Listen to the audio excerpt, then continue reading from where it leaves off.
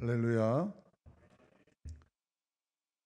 이 복된 주일 아침에 각 가정에서 거룩한 예배를 드리는 모든 성강의 성도님들에게 주님의 은혜와 사랑이 가득하시기를 축복합니다. 명절을 앞두고 예전 같으면 고향을 찾거나 여행을 떠날 준비를 하면서 조금은 설레이는 마음으로 부산하게 움직일 때인데, 금년에는 코로나 때문에 민족의 가장 큰 명절인 설날도 제대로 지낼 수가 없게 되었습니다. 참으로 야속한 시간이 계속되고 있습니다. 그럼에도 불구하고 잘 견뎌내야 하고 반드시 이겨내야 하겠습니다. 우리 동네는 구청장이 조금만 더 힘냅시다 하는 프랜카드를 걸었습니다. 이 프랜카드 구호대로 우리가 조금만 더 힘내면 코로나가 끝나고 모든 것이 회복되었으면 좋겠습니다. 하지만 많은 사람들이 참으로 지금 조금만 더 힘을 내고 있는 상황인데도 우리 지역에서 코로나가 종식되지 않아서 걱정이 많습니다. 그래서 저는 끝까지 잘 견디십시다 라고 말하고 싶습니다. 이길 때까지 이긴 것이 아닙니다.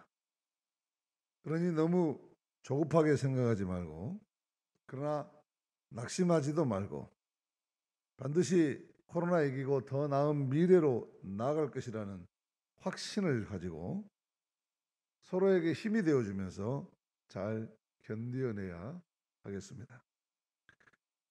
저는 요즘 희망 고문이라는 말을 새삼스럽게 배웠습니다. 제 자갓집 부모님 땅이 곧 팔려서 그동안 어려웠던 문제가 다 해결될 것이라는 그런 기대와 희망이 부풀었었습니다. 그런데 곧 계약을 하겠다는 사람이 지난 3개월 동안 이런저런 이유로 차일피일 미루는 것입니다.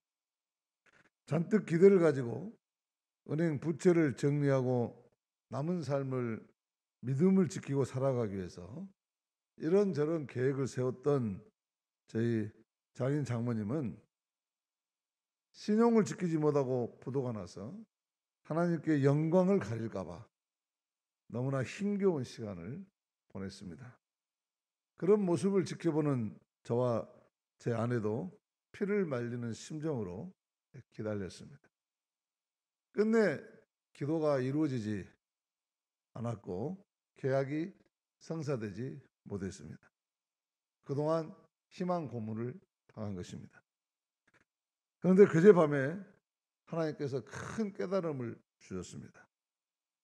이 모든 것은 하나님께서 막으신 것이다 하는 깨달음입니다. 만약 예정대로 되었다면 큰 낭패를 볼 사안이었던 것입니다. 그래서 하나님께서 이렇게도 막고 저렇게도 막아서 더 좋은 길로 인도하시고자 했던 것입니다. 저는 이번 사건을 겪으면서 기다린다는 것이 얼마나 힘든 것인가를 새삼 체험했습니다.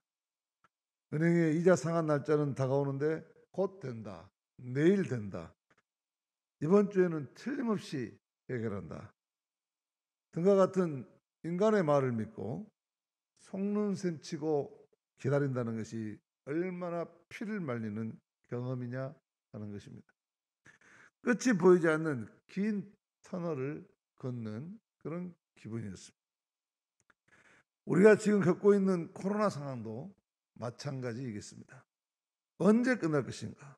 다음 주에는 사회적 거리두기가 완화될 것인가? 이번 주만 지나면 우리가 함께 모여 예배 드릴 수 있을 것인가? 이제 설을 지나고 나면 코로나가 잡힐 것인가? 그러다가 벌써 1년이 지났습니다. 그런데 또 변이 바이러스까지 나왔다고 합니다.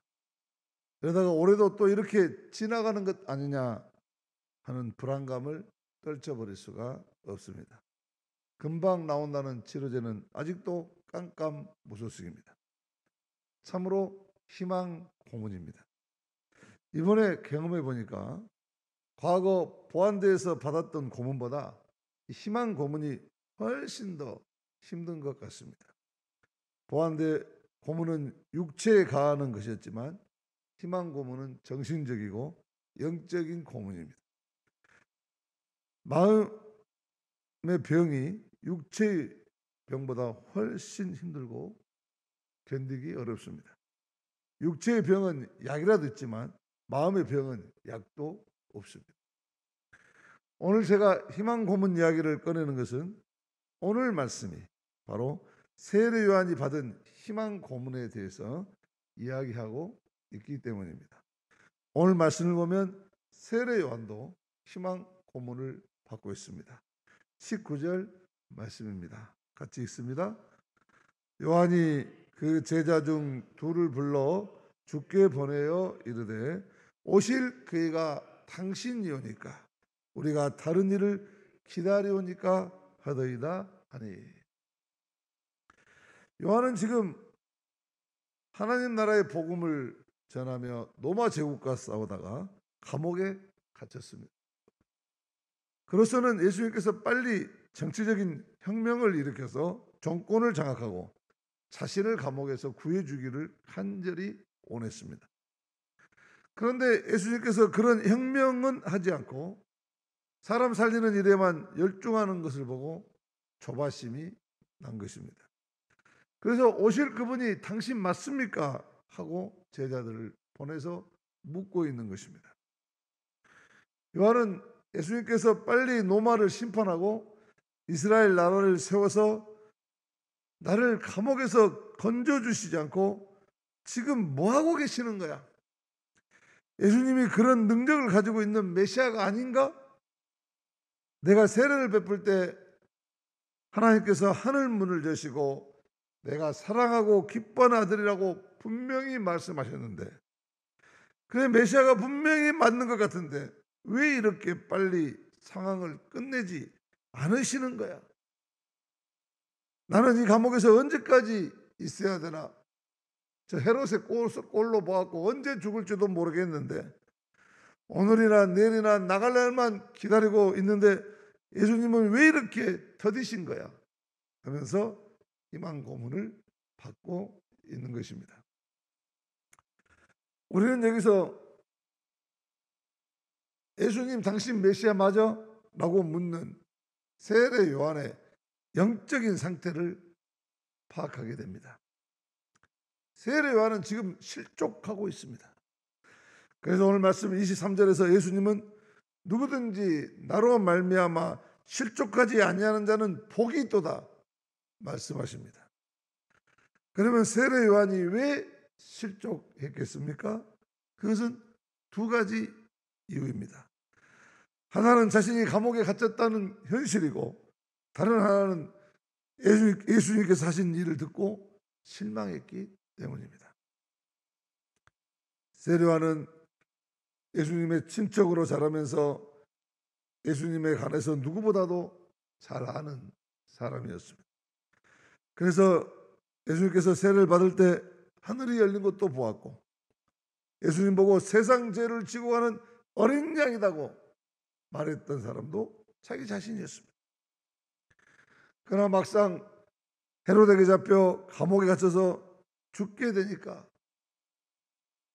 예수님 메시아라고 하는 사실보다도 자신의 현실이 너무나 힘들어서 이제 살고 싶어졌습니다. 그래서 눈앞에 감옥과 죽음이라는 이 현실에 가려서 실족하게 된 것입니다. 그는 예수님에 대해서 잘 알고 있는 것 같았지만 사실 가장 중요한 것 한 가지, 부활의 세계를 하나님께서 가져오실 하나님 나라의 영적 세계를 알지 못했던 것입니다. 예수님은 이 세상 사람만이 아니었습니다. 죽어도 죽지 않고 영원히 사는 하나님의 나라를 가져오신 분이십니다. 그런데 그토록 훌륭했던 세례 요한도 이 부활을 경험하지 못했기에 죽음 앞에서 흔들린 것입니다. 예수님께서 가져오실 종말에 완성된 하나님 나라에 대한 믿음이 흔들린 것입니다. 불신의 씨앗이 그를 실족하게 한 것입니다. 소위 시험에 들었습니다. 우리는 여기서 우리의 신앙이 영적인 세계, 하나님의 나라와 살아계신 하나님의 섭리를 알지 못하면, 여전히 하나님께서 살아계셔서 우리와 함께 하신다는 사실을, 그리고 우리에게 더 좋은 것을 주신다는 사실을 놓쳐버리면 우리는 세상에서 시험될 수밖에 없다고 하는 것입니다. 현실에 급급해서 붙잡혀 있는 한 우리는 늘 실족하고 넘을 수밖에 없는 것입니다. 세례 요한은 자신의 경험과 지식, 그리고 자신의 세계관과 인생관 안에서만 예수님을 이해하려고 했던 것입니다.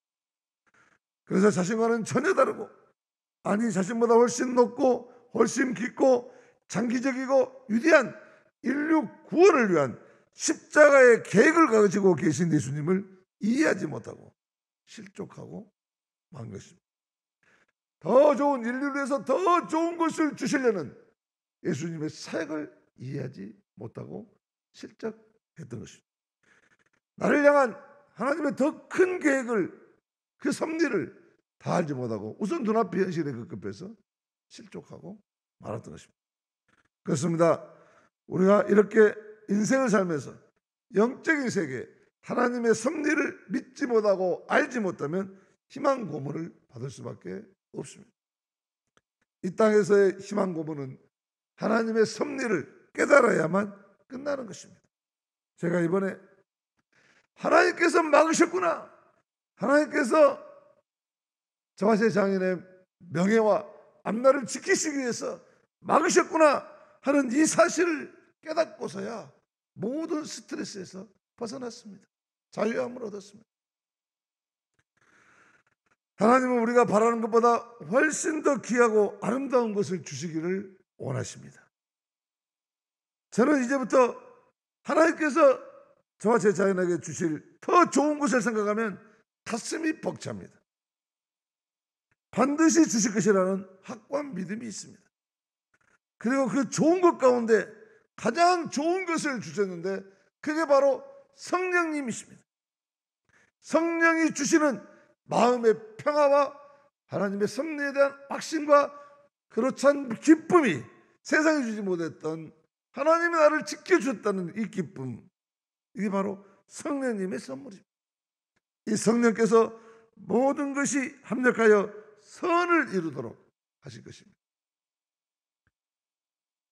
그런데 가장 귀한 선이 무엇이겠습니까? 그것은 땅이 팔리는 것도, 부모님들이 남은 여생을 편히 살도록 하시는 것도 아닙니다. 그것도 선한 것이겠지만 가장 귀하게 선한 것은 아닙니다. 이 말씀이 기록된 로마서 8장 28절 29절에 그 답이 있었습니다. 우리가 알거니와 하나님을 사랑하는 자, 곧 그 뜻대로 부르심을 입은 자들에게는 모든 것이 합력하여 선을 이루느니라. 하나님이 미리 아신 자들을 또한 그 아들의 형상을 본받게 하기 위하여 미리 정하셨으니 이는 그로 많은 형제 중에서 맏아들이 되게 하려 하심이라. 우리 같이 한번 읽어볼까요? 시작. 우리가 알거니와 하나님을 사랑하는 자, 곧 그 뜻대로 부르심을 입은 자들에게는 모든 것이 합력하여 선을 이루느니라. 하나님이 미리 아신 자들을 또한 그 아들의 형상을 본받게 하기 위하여 미리 정하셨으니 이는 그로 많은 형제 중에서 맏아들이 되게 하려 하심이니라. 아멘.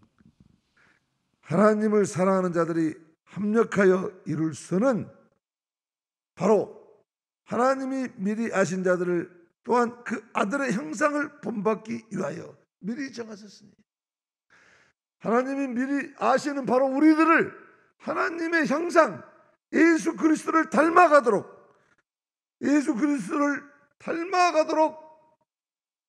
우리에게 합력하여 선을 이루게 하신다는 것입니다. 하나님을 사랑한 자들이 합력하여 이룰 선은, 그렇기 때문에 최고의 가장 귀한 것은 예수님의 형상을 담는 것이었습니다. 저는 이번에 너무 절실하게 깨달았습니다. 하나님께서 우리가 당하는 모든 고난을 통해서 우리를 찢으시고 우리를 다듬으셔서 하나님의 아들 예수 그리스도를 닮아가는 놀라운 존재로 만들어 주신다는 것입니다. 이렇게 우리가 고난을 통해서 우리의 성품과 우리의 인격이 예수님을 닮는 것으로 변화되어서 그분의 자비하심, 그분의 온유하심, 그분의 긍휼히 여기심을 닮아가도록 나를 바꾸신다는 것입니다. 그래서 우리가 만나는 일체의 사건, 때로는 고통스럽고 아프고 애매한 고난을 통해서, 억울한 사건을 통해서 하나님은 우리를 겸손하게 하시고 우리를 온유하게 하시고 우리를 하나님만 의지하는 사람으로 만들어 주십니다. 그래서 우리를 가장 빛나고 아름다운 존재로 만들어 주시기 원하십니다. 이것이 우리 인생의 가장 귀하고 좋은 선이 아니고 또 무엇이 있겠습니까? 모든 것이 합력하여 이 좋은 선을 이루게 하십니다. 내 존재 자체를 가장 귀한 것으로 바꿔주십니다. 이보다 더 좋은 것이 어디 있겠습니까? 이렇게 되면